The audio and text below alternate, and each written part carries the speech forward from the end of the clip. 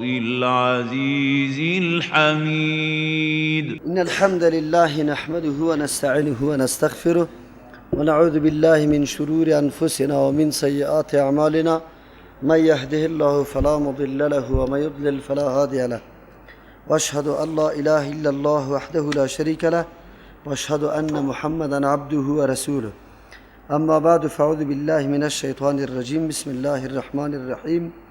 يا أيها الذين آمنوا أوفوا بالعقود أحلت لكم بهيمة الأنعام إلا ما يطلع عليكم غير محل الصيد وأنتم حرم إن الله يحكم ما يريد. سوره را به نام سوره مائده یاد میکنه. تابعین عیسی علیه السلام از عیسی علیه السلام تقاضا و درخواست نزول مائده را میکنه. اگرچه درخواست مائده یک نوع نعوذ بالله شکم پرستی معلوم میشه، اما حقیقتش این نبوده، بلکه منظورشان این بود که صدق نبوت عیسی علیه السلام ثابت شوه و این مردم در آینده شاهدی بوده، مثل که در آینده میاد.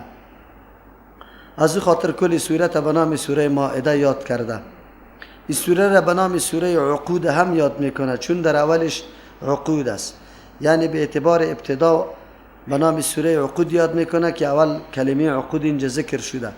سوره عقود به خاطر میگه که عقدای خیلی بزرگ در اینجا شده، خصوصا 16 مرتبه عقد ایمانیات شده، یعنی توسط کلمه یا ایها الذین آمنو خطاب به سوی مؤمن است. خصوصیت این صورت هم ده نمیسته که در این صورت خیلی زیاد سخنا متوجه مؤمنا شده و همچنان ندای آواز بالای پیامبر صلی الله علیه و سلم و همچنان خطاب به اهل کتاب. 7 اوامر و 6 نواهی و 3 اخبار در اینجا الله متعال ذکر میکنه و قبایح اهل کتاب ذکر میکنه. از خاطر در اول کلمه عقود ذکر شده. عقود جمع عقد است. عقد پیمان میگه، بستن یک چیزی را که شامل تمامی عقدها میشه که در بین انسان و خالقش است، یا تعلق به نفسش داره، یا در بین یزو و در بین شخص دیگه یا طایفه دیگه یا مملکت دیگه است. الله متعال یک سلسله مسائل تنظیمی یا اموری که واقعا عملی کردن از این سبب امن جهان میشه و سبب پیشرفت زندگی انسان ها میشه، این را ذکر میکنه. سوره مائده آخری سورت است، بعد از سوره فتح و قبل از سوره توبه نازل شده. در ترتیب نزولش 112 سورت، اما در تلاوتش 5م سورت است که ما میخوانیم. سورت مدنی است. سورت های مدنی همیشه معالجه از احکام میکنه، یعنی بیان احکام میکنه. مسلمان ها حکومت اسلامی داره، آلی به امن زندگی میکنه، از خاطر میتونه احکام الله را به وجه درستش انجام بده و عملی بسازه. از این خاطر تمام بخشای زندگی انسانه، اگر او تعلق به مسائل سیاسی داره یا اقتصادی داره، اجتماعی داره، زناشویی داره، یا تعلق انسان به الله متعال یا تعلق انسان با مخلوق الله، هر کدامش است در این صورت ذکر شده. از این خاطر این سوره تقریبا چون در آخر نازل شده مدنی است. عایشه رضی الله عنها می فرماید که هر حکمی که در این صورت آمده قابل نسخ نیست، به خاطر که در آخر عمر پیامبر صلی الله علیه و سلم نازل شده. این صورت ارتباطش قطعی سوره ما قبل. در ما قبل اصلاح عالم بود، کل مخلوق الله متعال برای اصلاحش هدایات و دستورات داشت. در اینجا الله متعال به طور خصوص عرب متوجه می سازه. او اموری که یا او اخلاقیاتی که در بین عرب موجود نبود در او متوجه می سازه. یا است که در ما قبل رد مظالم زمان جاهلیت بود. در زمان جاهلیت سری مخلوق ضعیف که او یتیم بود، اطفال بود، زنا بود، سری از ظلم می شد، برای رد و ظلمات سوره ما قبل بحث شده بود. در اینجا برای رد مظالم در مورد حل و حرمت است. یک کسی نعوذ بالله چیزی حلال الله را حرام و حرام الله را حلال نسازه، چرا یک نوع ظلم است. یا است که در ما قبل خطاب برای کمال انسانیت بود. انسان کی کامل میشه؟ وقتی مراعات بنی نوع خود بکنه، حقوقش لحاظ بکنه. در اینجا خطاب خاص برای تکمیل ایمان است. ایمان وقتی کامل میشه که انسان وفاداری به عهدای خود بکنه. یا در ما قبل ذکر قبیحت های یهود و چیست رد بالای نصارا بود. در اینجا من از موالات و دوستی از واست که وقتی او مردم های قدر مردم زشت و مردم غلط و نادرست است، شما هم قطع از راه دوستی را نگیری. چرا؟ به خاطر که راه دوستی سبب میشه که همو قباحت هایی که وا داره در شما سرایت بکنه. چنانچه ما و شما امروز میبینیم مردمایی که در دنیای غرب زندگی کرده حتما از بعضی امو رسومات غلط و نادرست از او قطشان یک جا موجود است و همیشه حتی در این مملکت اسلامی از امو رسومات دفاع میکنه. مضامین صورت به طور اجمالی در اول الله متعال مسائل معارف، عقاید، وظایف دینی را که یک مسلمان چی وظیفه داشته باشه، چه قسم عمل بکنه به تعهدات خود را ذکر میکنه. مسئله تسلیس مسیحیان که قائل به سی الله نعوذ بالله است او را رد میکنه. بیان احوال قیامت در این صورت میه. بعد از الله کدام بازخواستی که از انبیاء علیهم السلام داره که آیا به امتایتان شما مسائل رسانده یا نرسانده. پس از او الله پیمانها را که وعده کسی پوره کرده یا نکرده نتیجه و عاقبت و انجامش چی رقم است. عدالت اجتماعی، شهادت به عدل، همچنان تحریم قتل یعنی قتل نفس به خاطر که خب واضح شوم واقعی قابیل و حابیل در این صورت ذکر میشه. همچنان توزیع غذاهای حلال و حرام برای مؤمنان الله متعال میکنه تا که از غذاهای حلال استفاده و از حرام اجتناب بکنه.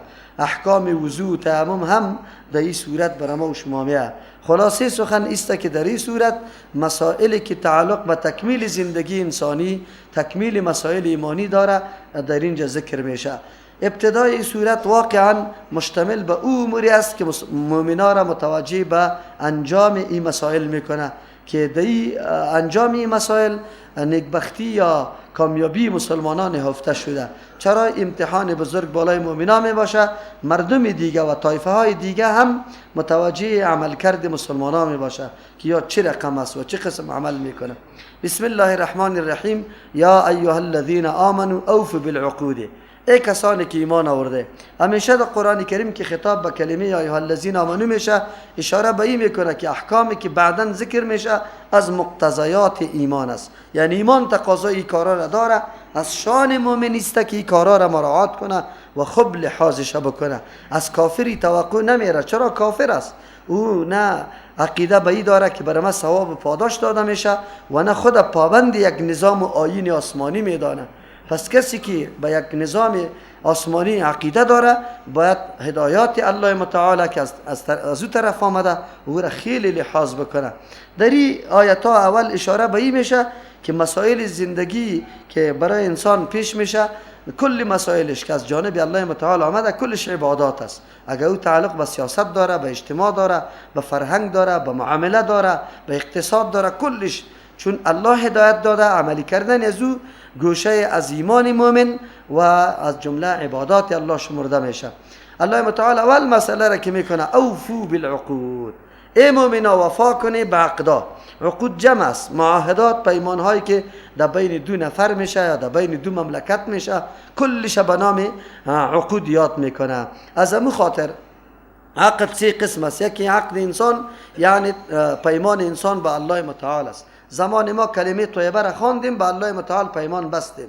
پس تمام دستورات الله را به وجه درست همون قسمی که الله متعال از ما مطالبه داره ای را باید انجام بدیم.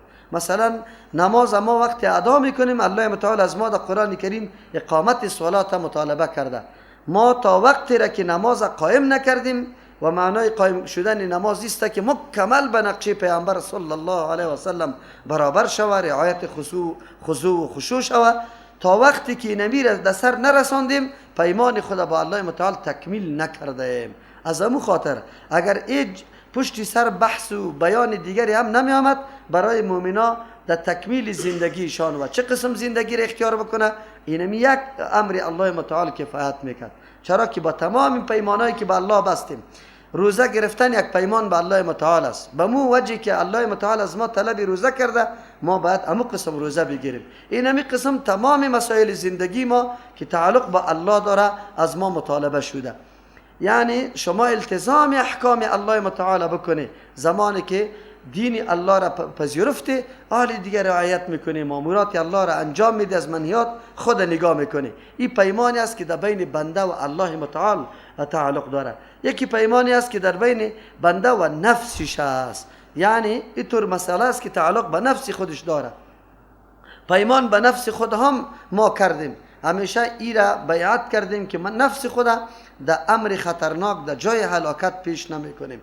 از امو خاطر منهیات الله متعال از کدام جای که ما را منع کرده کلش اسباب هلاکت انسان است، باید از اوج خودداری بکنیم. انسان اول وفا به نفس خود بکنه، غم نفس خدا بخوره، نکنه که ای را توسط گناه پیش کنه به هلاکت و عذاب الله متعال.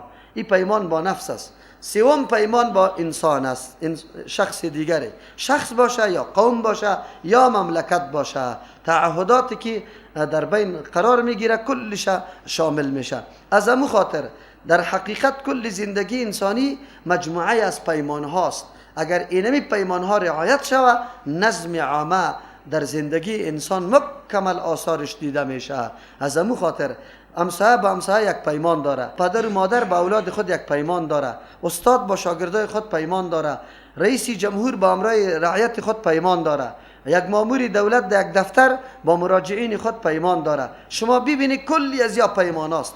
در حقیقت زندگی انسانی مکمل پیمان است. از او خاطر الله متعال میگه اولین فریضه مؤمن است که وفا به پیمان ها بکنه. اینی معاهدات یا اینی پیمان ها را مکمل التزام بکنه، ای را انجام بده. حتی اگر مسئله بیع شد، من اینمی امپیتری را به سر کسی فروختم، بس این عقد است، آلی پسان نقصان دیده میگم نه من قبول ندارم، نه این طور گپ نیست و این تسلیم شدی. اگر فایده میکردی تو، باز دیگه اگر تو را برای تو پس میده، تو نمیگرفتی. عجیب است انسان اینطور نکنه، کدام چیزی را که التزام کرده. بله تشریع بعضی موارد پیغمبر صلی الله علیه و سلم کرده. مثلا تا وقتی که از مجلس نخیستی فسخ بیع را میکنی میتونی. چرا؟ البیعان بالخیار ما لم یتفرقا، حدیثی صحیح است. پیغمبر صلی الله علیه و سلم میگه تا وقتی که در مجلس هستی پس بیع را فسخ میتونی، اما از مجلس که خیستی دیگه بیع فسخ کرده نمیتونی. چرا؟ این یک تعهد بود. حالی تعهد انسان میده نمیتونه وقتی نقصان خدا ببینه، ضرر خدا ببینه، بگویه که من این کار نمیکنم. نه، از ابتدا تو سنجشی تا بکو، خب جوانب قضیه تا بسنج، بعد از او که اقدام کردی پس از او دیگه توی حق نداری که باز بگی که نه دلم نشود. دلم نشود نیست، این پیمان است. همین قسم اجاره، شرکت، تمامی مسائل تعلق به عقد داره. البته مراد از عقود مو عقودی است که مشروع است. اگر عقودی غیر مشروع باشه، نعوذ بالله، باز او وفا کردن هم بری از او غلط است. قسم خوردن یک پیمان است، من این کار انجام میدم، پیمانی است که در بین تو و الله است. اما زمانی که اگر قسم به امر غیر شرع خورده بودی، من امرای پدر گپ نمیزنم، من در مسجد در جماعت نمیرم، یا صله رحمی را قطع میکنی. پیغمبر علیه السلام میگه کسی قسم خورد به یک امری که خلاف از او خیر بود، خدا حانس کنه اما خلافش انجام بده، کفاره قسم خدا بده. از او خاطر این عقد باز انسان وفا نمیکنه. یک آدم قسم خورد من امرای پدر و مادر گپ نمیزنم، حالی همیشه گپ نمیزنه. چرا؟ من وفا به پیمان خود میکنم. نه، اینجا تو غلط عقد کرده ای، غیر مشروع عقد کرده ای. این غیر مشروع عقد از بین ببر، خدا حانس بساز، کفاره را بده و با پدر و مادر مثلا گپ بزن. معلوم شد که یک کلمه خیلی جامعه که انسانها را بسته میسازه که با دیگه. خلاص اگر ما هر فرد انسانیت بینمی پیمانات، بینمی تعهدات خود وفا بکنه، جنجال وجود نداره، اشکال وجود نداره، هر کس مسئولیت خود ادا میکنه، پیش میره، پس این جنجال ده وجود نمیاد. از او خاطر کلام الله متعال جامع ترین کلام است. در یک کلمه مکمل انسانیت وابسته به یک نظم میسازه، اگر شرطی است که مراعات شود. او مراعات وقتی میشه که الله را آدم بشناسه که قانونی الله است و الله مرا مراقبت میکنه و مرا قطعا محاسبه میکنه اگر من این را انجام ندم. از امو خاطر در توجیه کارهای خوب و در پیشرفت امور انتظامی عقیده به الله متعال رول خیلی مهم داره. اصلا توجیه انسانیت نحو خیر، نحو کامیابی، این توسط عقیده میشه. توسط قوانین بیرونی یا توسط قدرت‌های بیرونی قطعا شده نمیتونه. سلوک انسانیت توسط عقیده جور میشه. نظام اسلام یا آیین آسمانی همیشه در صدد نمیگه پس که انسانیت متوجه یک قوت و قدرت قوی بسازه، یعنی الله را بشناسه و بعد از او نظر به صفاتی که الله داره این تمام معاملات خدا عیار میسازه، برابر میکنه، خلاف ورزی نمیکنه. و حلت لکم بهیمة الانعام. آلی جزیات اینمی اقدار الله متعال برای ما بیان میکنه. حلال کرده شده برای شما، برای منفعت شما بهیمة الانعام. انسان شکر الله را زیاد بکشه. یقینا احسانات بی پایان الله بالای انسان خیلی زیاد است. چارپایا یکی از جمله حیواناتی است که وام زندگی را خوش داره، باید زنده باقی بمانه، اما الله متعال برای انسان واره آماده کرده و پیدا کرده. حیوان بزرگ شتر اگر یک مرتبه خود در دیوانگی بزنه، نخواد که به صدها نفر او را اداره کرده بتانه و او را رام بسازه که کسی سرش بار کنه یا کسی سرش سوار شود. اما الله متعال او را چقدر رام ساخته، فقط یک نقطه از توته را در بینیش مندازن یا در گردنش مندازه، یک چوچگکی خرد کوچی او را 100 دانه شتر از زیل کده میبره. زمانی که اخ میگه با اونمو کلانی خود فقط فرمان انسان میبره. الله متعال حیواناتی بزرگه تابع امی انسان ساخته. عجیب است که امی انسان الله خدا نمیشناسه، بعد از اون نعوذ بالله رای سرکشی را در پیش میگیره، باز احکام الله را سر خود تطبیق نمیکنه. این بسیار سخت است. انسان همیشه متوجه به نعمتهای بزرگ الله باشه که الله چقدر احسان سرش کرده.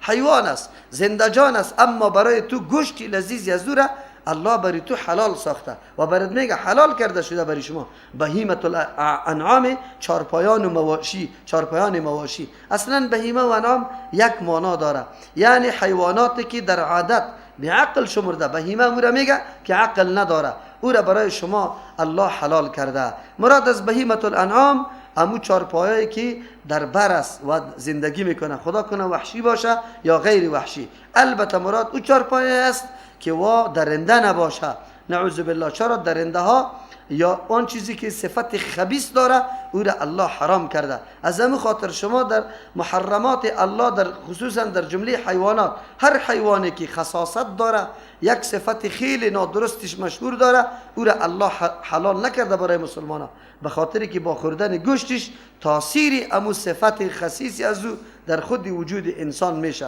مثل که پشت سر رو نمیایه خنزیر، چرا حرام است؟ صفت خسیسی پس داره، از او خاطر انسانیت باید از او خودداری بکنه. به هر ترتیب الله متعال احسان خدا یاد میکنه که برای شما حلال کرده شده. این در حقیقت رد بالای امور رسومات جاهلیت است که پشت سر میایه 4 قسم حیوان در زمان جاهلیت سری خود حرام میدانستن. حام چیسته دیگه، وسیله و صایبه و یاره سری خود حرام کرده بودن. یعنی یک کیفیت خاصی که برای حیوان پیدا میشد یا شرطای خاصی که خود مقرر کرده بودن در یک مستوى و در یک سن و سال میرسید یا به یک کیفیت خاص اولاد و چوچه می آورد، باز میگفت که حرام شد، باز او را حرام میپنداشتن. الله متعال میگه نه، این کار از شما نیست.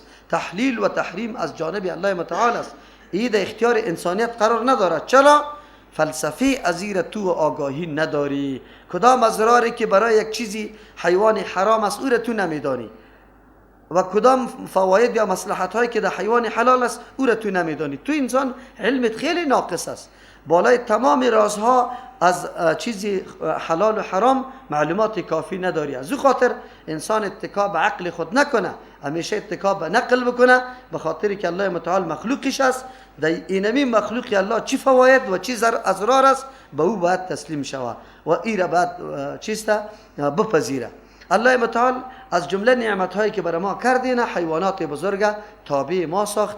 ما از شیرش استفاده، از پشمش استفاده، از پوستش استفاده، از طحالش استفاده، گوشتش استفاده، همچنان در حالت حیاتش حمل و نقل وسایل خودم سر از یا میکنیم.